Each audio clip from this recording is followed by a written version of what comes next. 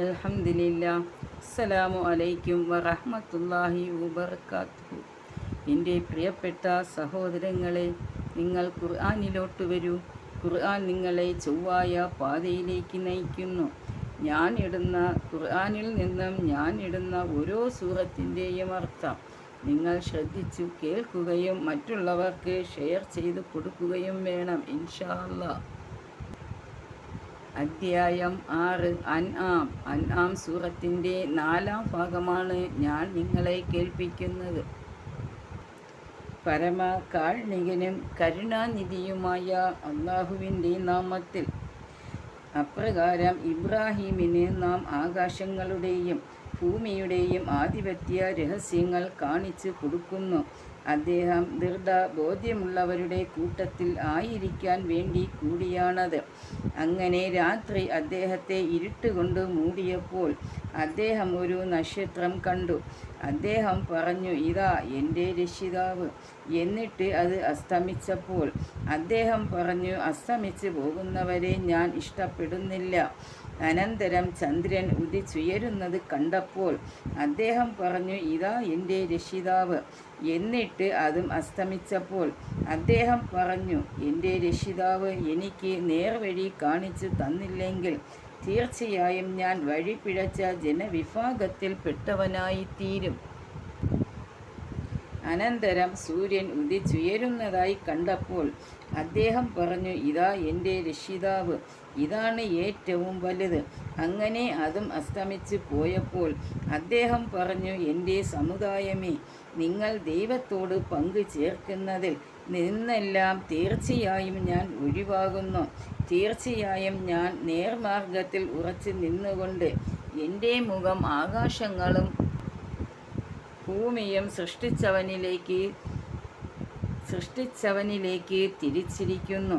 ഞാൻ ബഹുദൈവവാദികളിൽ പെട്ടവനെ അല്ല. അദ്ദേഹത്തിൻ്റെ ജനത അദ്ദേഹവുമായി തർക്കത്തിൽ ഏർപ്പെടുകയുണ്ടായി. അദ്ദേഹം പറഞ്ഞു, അള്ളാഹുവിൻ്റെ കാര്യത്തിൽ നിങ്ങൾ എന്നോട് തർക്കിക്കുകയാണോ? അവനാകട്ടെ എന്നെ നേർവഴിയിലാക്കിയിരിക്കുകയാണ്. നിങ്ങൾ അവനോട് പങ്കു ചേർക്കുന്ന യാതൊന്നിനെയും ഞാൻ ഭയപ്പെടുന്നില്ല.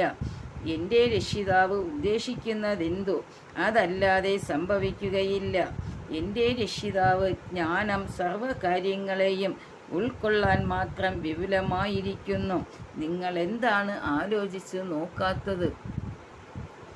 നിങ്ങൾ അള്ളാഹുവിനോട് പങ്കുചേർത്തതിനെ ഞാൻ എങ്ങനെ ഭയപ്പെടും? നിങ്ങളാകട്ടെ അള്ളാഹു നിങ്ങൾക്ക് യാതൊരു പ്രമാണവും നൽകിയിട്ടില്ലാത്ത വസ്തുക്കളെ അവനോട് പങ്കു ചേർക്കുന്നതിനെപ്പറ്റി ഭയപ്പെടുന്നുമില്ല. അപ്പോൾ രണ്ട് കക്ഷികളിൽ ആരാണ് നിർഭയരായിരിക്കാൻ കൂടുതൽ അർഹതയുള്ളവർ? പറയൂ. നിങ്ങൾക്ക് അറിയാമെങ്കിൽ വിശ്വസിക്കുകയും തങ്ങളുടെ വിശ്വാസത്തിൽ അന്യായം കൂട്ടിക്കലർത്താതിരിക്കുകയും ചെയ്തവരാരോ അവർക്കാണ് നിർഭയത്വമുള്ളത്.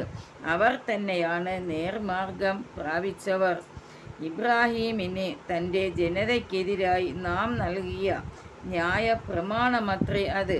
നാം ഉദ്ദേശിക്കുന്നവർക്ക് നാം പദവികൾ ഉയർത്തിക്കൊടുക്കുന്നു. തീർച്ചയായും നിന്റെ രക്ഷിതാവ് യുക്തിമാനും സർവജ്ഞനുമത്രേ. അദ്ദേഹത്തിന് നാം ഇസ്ഹാക്കിനെയും യാക്കൂബിനെയും നൽകുകയും ചെയ്തു. അവരെയെല്ലാം നാം നേർവഴിയിലാക്കിയിരിക്കുന്നു. അദ്ദേഹത്തിന് മുമ്പ് നൂഹിനെയും നാം നേർവഴിയിലാക്കിയിട്ടുണ്ട്. അദ്ദേഹത്തിൻ്റെ സന്താനങ്ങളിൽ നിന്ന് ദാവൂദിനെയും സുലൈമാനെയും അയ്യൂബിനെയും യൂസുഫിനെയും മൂസായെയും ഹാറൂനെയും നാം നേർവഴിയിലാക്കി. അപ്രകാരം സർവ്വർക്ക് നാം പ്രതിഫലം നൽകുന്നു. സക്കരിയ, യഹിയ, ഈസ, ഇല്യാസ് എന്നിവരെയും നേർവഴിയിലാക്കി. അവരെല്ലാം സജ്ജനങ്ങളിൽ പെട്ടവരത്രേ. ഇസ്മായിൽ, അൽ യസ, യൂനുസ്, ലൂത്ത് എന്നിവരെയും നേർവഴിയിലാക്കി. അവരെ എല്ലാവരെയും നാം ലോകരിൽ വെച്ച് ശ്രേഷ്ഠരാക്കിയിരിക്കുന്നു. അവരുടെ പിതാക്കളിൽ നിന്നും സന്തതികളിൽ നിന്നും സഹോദരങ്ങളിൽ നിന്നും ചിലർക്ക് നാം ശ്രേഷ്ഠത നൽകിയിരിക്കുന്നു. അവരെ നാം വിശിഷ്ടരായി തിരഞ്ഞെടുക്കുകയും നേർമാർഗത്തിലേക്ക് അവരെ നയിക്കുകയും ചെയ്തിരിക്കുന്നു. അതാണ് അള്ളാഹുവിൻ്റെ മാർഗദർശനം. അത് മുഖേന തൻ്റെ ദാസന്മാരിൽ നിന്ന് താൻ ഉദ്ദേശിക്കുന്നവരെ അവൻ നേർമാർഗത്തിലേക്ക് നയിക്കുന്നു. അവർ അള്ളാഹുവോട് പങ്കു ചേർത്തിരുന്നുവെങ്കിൽ അവർ പ്രവർത്തിച്ചിരുന്നതെല്ലാം അവരെ സംബന്ധിച്ചിടത്തോളം നിഷ്ഫലമായി പോകുമായിരുന്നു. നാം വേദവും വിജ്ഞാനവും പ്രവാചകത്വവും നൽകിയിട്ടുള്ളവരത്രേ അവർ. ഇനി ഈ കൂട്ടർ അവയൊക്കെ നിഷേധിക്കുകയാണെങ്കിൽ അവയിൽ അവിശ്വസിക്കുന്നവരല്ലാത്ത ഒരു ജനവിഭാഗത്തെ നാം അത് പരമേൽപ്പിച്ചിട്ടുണ്ട്. അവരെയാണ് അള്ളാഹു നേർവഴിയിലാക്കിയിട്ടുള്ളത്. അതിനാൽ അവരുടെ നേർമാർഗത്തെ നീ പിന്തുടർന്നു കൊള്ളുക. നബിയെ പറയുക, ഇതിൻ്റെ പേരിൽ യാതൊരു പ്രതിഫലവും ഞാൻ നിങ്ങളോട് ആവശ്യപ്പെടുന്നില്ല. ഇത് ലോകർക്ക് വേണ്ടിയുള്ള ഒരു ഉത്ബോധനമല്ലാതെ മറ്റൊന്നുമല്ല. ഒരു മനുഷ്യനും അള്ളാഹു യാതൊന്നും അവതരിപ്പിച്ച് കൊടുത്തിട്ടില്ല എന്ന് പറഞ്ഞ സന്ദർഭത്തിൽ അള്ളാഹുവെ വിലയിരുത്തേണ്ട മുറപ്രകാരം വിലയിരുത്താതിരിക്കുകയാണ് അവർ ചെയ്തത്. പറയുക, എന്നാൽ സത്യപ്രകാശമായിക്കൊണ്ടും മനുഷ്യർക്ക് മാർഗദർശകമായിക്കൊണ്ടും മൂസ കൊണ്ടുവന്ന ഗ്രന്ഥം ആരാണ് അവതരിപ്പിച്ചത്? നിങ്ങൾ അതിനെ കടലാസ് തുണ്ടുകളാക്കി ചില ഭാഗങ്ങൾ വെളിപ്പെടുത്തുകയും മറ്റ് പലതും ഒളിച്ചു വയ്ക്കുകയും ചെയ്യുന്നുണ്ടല്ലോ. നിങ്ങൾക്കോ നിങ്ങളുടെ പിതാക്കന്മാർക്കോ അറിവില്ലാതിരുന്ന പലതും ആ ഗ്രന്ഥത്തിലൂടെ നിങ്ങൾ പഠിപ്പിക്കപ്പെട്ടിട്ടുണ്ട്. അള്ളാഹുവാണ് അത് അവതരിപ്പിച്ചത് എന്ന് പറയുക. പിന്നീട് അവരുടെ തർക്കങ്ങളുമായി വിളയാടുവാൻ അവരെ വിട്ടേക്കുക. ഇതാ നാം അവതരിപ്പിച്ച നന്മ നിറഞ്ഞ ഒരു ഗ്രന്ഥം. അതിൻ്റെ മുമ്പുള്ള വേദത്തെ ശരിവയ്ക്കുന്നതത്രേ അത്. മാതൃനഗരി മക്കയിലും അതിൻ്റെ ചുറ്റുഭാഗത്തുമുള്ളവർക്ക് നീ താക്കീത് നൽകുവാൻ വേണ്ടി ഉള്ളതുമാണ് അത്. പരലോകത്തിൽ വിശ്വസിക്കുന്നവർ ഈ ഗ്രന്ഥത്തിൽ വിശ്വസിക്കുന്നതാണ്. തങ്ങളുടെ പ്രാർത്ഥന അവർ മുറപ്രകാരം സൂക്ഷിച്ച് പോരുന്നതുമാണ്. അള്ളാഹുവിൻ്റെ പേരിൽ കള്ളം കെട്ടിച്ചമയ്ക്കുകയോ തനിക്ക് യാതൊരു ബോധനവും നൽകപ്പെടാതെ എനിക്ക് ബോധനം ലഭിച്ചിരിക്കുന്നു എന്ന് പറയുകയോ ചെയ്തവനേക്കാളും അള്ളാഹു അവതരിപ്പിച്ചതുപോലെയുള്ളത് ഞാനും അവതരിപ്പിക്കാമെന്ന് പറഞ്ഞവനേക്കാളും വലിയ അക്രമി ആരുണ്ട്?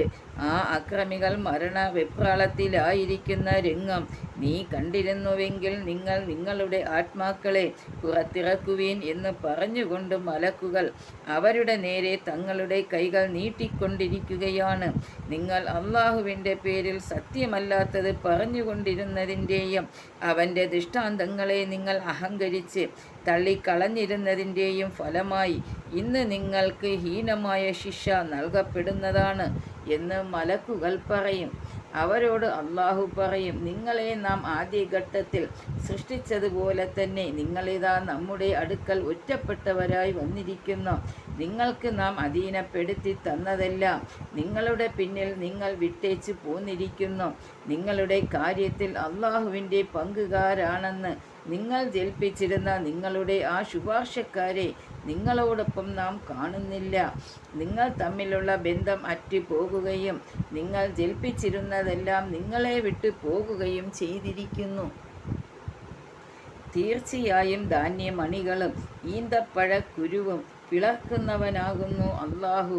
നിർജീവമായതിൽ നിന്ന് ജീവനുള്ളതിനെ അവൻ പുറത്തു വരുത്തുന്നു. ജീവനുള്ളതിൽ നിന്ന് നിർജീവമായതിനെയും അവൻ പുറത്തു വരുത്തുന്നതാണ്. അങ്ങനെയുള്ളവനത്രേ അള്ളാഹു. പ്രഭാതത്തെ പിളർത്തിക്കൊണ്ടു വരുന്നവനാണവൻ. രാത്രിയെ അവൻ ശാന്തമായ വിശ്രമ വേളയാക്കിയിരിക്കുന്നു. സൂര്യനെയും ചന്ദ്രനെയും കണക്കുകൾക്ക് അടിസ്ഥാനവും ആക്കിയിരിക്കുന്നു. പ്രതാപിയും സർവജ്ഞനുമായ അള്ളാഹുവിൻ്റെ ക്രമീകരണമത്രേ അത്. അവനാണ് നിങ്ങൾക്ക് വേണ്ടി നക്ഷത്രങ്ങളെ കരയിലെയും കടലിലെയും അന്ധകാരങ്ങളിൽ നിന്ന് നിങ്ങൾക്ക് അവ മുഖേന വഴിയറിയാൻ പാകത്തിലാക്കി തന്നത്. മനസ്സിലാക്കുന്ന ആളുകൾക്ക് വേണ്ടി നാം ഇതാ ദൃഷ്ടാന്തങ്ങൾ വിശദീകരിച്ചു കൊടുക്കുന്നു. അവനാണ് ഒരേ ആത്മാവിൽ നിന്നും നിങ്ങളെ സൃഷ്ടിച്ചുണ്ടാക്കിയവൻ. പിന്നെ നിങ്ങൾക്ക് ഒരു സ്ഥിര സങ്കേതവും സൂക്ഷിപ്പ് കേന്ദ്രവുമുണ്ട്. കാര്യം ഗ്രഹിക്കുന്ന ആളുകൾക്ക് വേണ്ടി നാം ഇതാ ദൃഷ്ടാന്തങ്ങൾ വിശദീകരിച്ചിരിക്കുന്നു. 75 വചനം മുതൽ 98 വരെയുള്ള വചനത്തിൻ്റെ അർത്ഥമാണ്, ഓരോ വരിയുടെയും അർത്ഥമാണ് ഞാൻ നിങ്ങളെ കേൾപ്പിച്ചത്. നിങ്ങൾ ഇത് ശ്രദ്ധിച്ചു കേൾക്കുകയും മറ്റുള്ളവർക്ക് ഷെയർ ചെയ്ത് കൊടുക്കുകയും വേണം. അല്ലാഹുവേ, നിന്റെ പരിശുദ്ധ ഖുർആൻ ശ്രദ്ധിച്ച് കേൾക്കുകയും അത് പഠിക്കുകയും അതനുസരിച്ച് ജീവിക്കുകയും ചെയ്യുന്നവരുടെ കൂട്ടത്തിൽ അല്ലാഹുവേ നീ ഞങ്ങളെ ഉൾപ്പെടുത്തി അനുഗ്രഹിക്കണേ. അല്ലാഹുവേ, നിന്റെ സത്യദീനിൽ നീ ഞങ്ങളെ ഉറപ്പിച്ചു നിർത്തണേ. അല്ലാഹുവേ, ഇഹലോകത്തും പരലോകത്തും നന്മ ചെയ്യുകയും നരകശിക്ഷയിൽ നിന്ന് ഞങ്ങളെ നീ കാത്തുരക്ഷിക്കുകയും ചെയ്യണേ. അല്ലാഹുവേ, നിന്റെ പരിശുദ്ധ ഖുർആൻ പഠിക്കുകയും അതനുസരിച്ച് ജീവിക്കുകയും ചെയ്യുന്നവരുടെ കൂട്ടത്തിൽ അല്ലാഹുവേ നീ ഞങ്ങളെ എല്ലാവരെയും ഉൾപ്പെടുത്തി അനുഗ്രഹിക്കണേ. ആമീൻ ബിറഹ്മതിക യാ അർഹമർ റാഹിമീൻ. അൽഹംദുലില്ലാഹി റബ്ബിൽ ആലമീൻ. അസ്സലാമു അലൈക്കും വറഹ്മത്തുള്ളാഹി വബറകാതുഹു. ഇതിൻ്റെ ബാക്കി ഭാഗം അടുത്ത വീഡിയോയിൽ കൂടി ഞാൻ ഇടുന്നതാണ്.